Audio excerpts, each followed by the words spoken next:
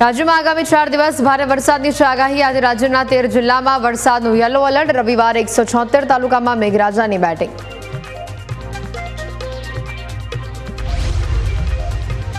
ભારે વરસાદ બાદ રાજ્યભરમાં રોડ રસ્તાની બગડી દશા। અમદાવાદ, રાજકોટ, બનાસકાંઠા, ગીર સોમનાથમાં ખાડારાજ, લોકો અને રાહદારીઓ ત્રાહિમામ। યાત્રાધામ પાવાગઢમાં પાર્કિંગના નામે ઉઘાડી લૂંટ। સરકારી જગ્યા ઉપર વાહન દીઠ 100 રૂપિયાની વસૂલી। ગેરકાયદે રીતે થતી ઉઘરાણીને લઈને ઉઠ્યા સવાલ। હાથીને મારવા મુદ્દે બે મહંત આમને સામને। જ્યોતિનાથ મહારાજે કહ્યું, આવી ક્રૂરતા ક્યારે ચલાવી ન લેવાય। દિલીપદાસજી બોલ્યા, હાથીને તેની ભાષામાં સમજાવવા મહાવતે માર માર્યો હશે। મહારાષ્ટ્રમાં ભાષા વિવાદમાં ફડણવીસ સરકારની પીછેહટ। પહેલા ધોરણમાં હિન્દી ભાષા ફરજિયાત કરવાનો નિર્ણય રદ કર્યો।